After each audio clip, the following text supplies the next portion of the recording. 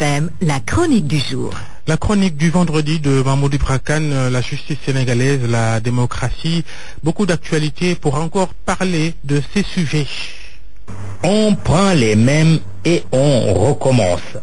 La démocratie sénégalaise, un éternel recommencement.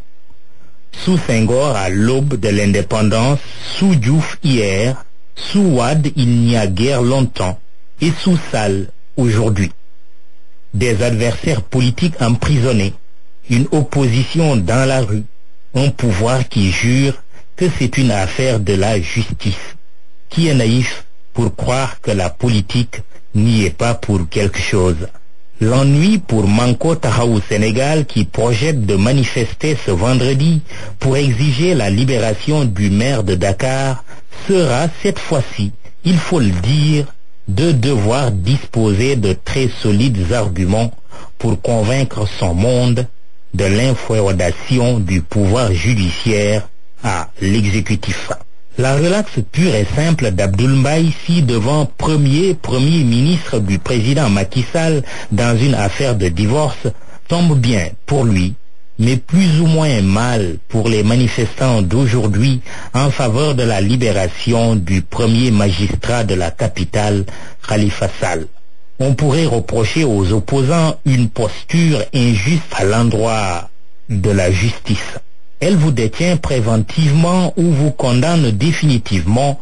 Elle n'est ni libre ni indépendante. Elle vous relaxe ou vous acquitte, donc vous innocente proprement. Elle est alors libre et totalement indépendante du pouvoir exécutif. Pris sous cet angle, le thème de mobilisation de Manko autour de l'indépendance de la justice ne sera pas chose aisée, même si, pour s'en justifier, Manko pourrait mettre sur la table l'antithèse du genre « il y a encore malgré tout des magistrats indépendants ». Chiche que Tahaou Sénégal arrive à convaincre. Par parenthèse, cette affaire de divorce de l'ancien Premier ministre Mbaye, donc purement affaire privée et par conséquent banal fait divers, n'aurait jamais dû avoir une telle publicité. L'exploitation politicienne qui en a été faite est condamnable. Qui ne divorce pas?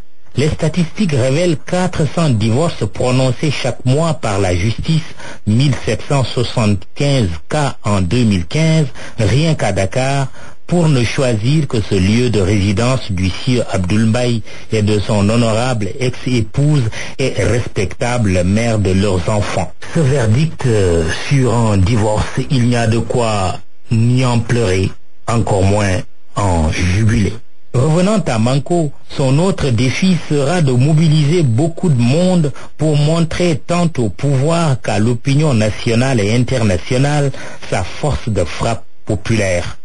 Un test de popularité grandeur nature, d'autant plus important, voire préoccupant, que les opposants au président Macky Sall, regroupés au sein de Manko Tahaou Sénégal, auront à cœur de ne pas échouer là où le mouvement Y en a marre a réussi, place de la Nation ex-Obélisque, un fameux vendredi 13 avril. 19 mai, un autre vendredi et une autre date impaire choisie pour mettre la pression sur le pouvoir. On va savoir s'il y aura ou pas des impairs pour Manko.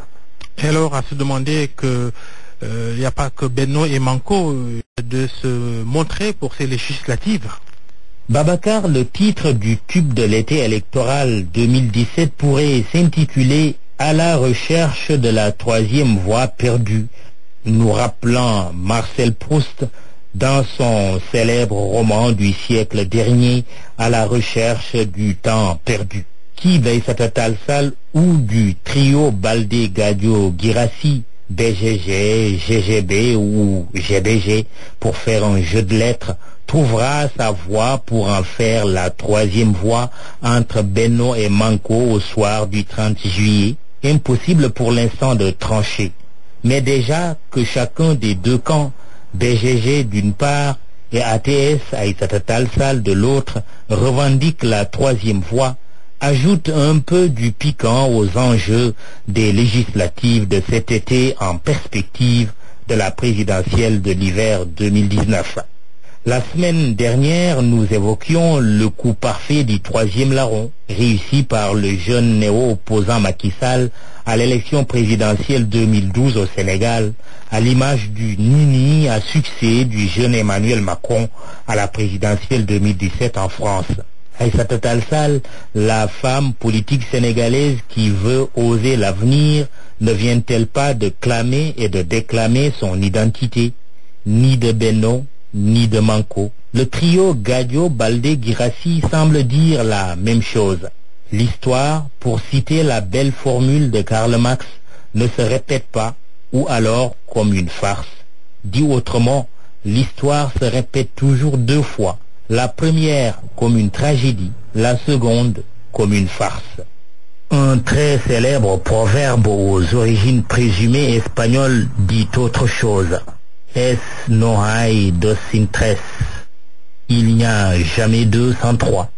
C'est-à-dire, une chose qui s'est produite 2 fois se produira une 3e. Question essentielle. En politique, qui croire entre le verbatim de Marx et le proverbe? Seulement, il n'y a pas que les bonheurs qui se répètent, les malheurs aussi. On verra ce qu'il en adviendra. Merci Mamoudou Ibra Kane.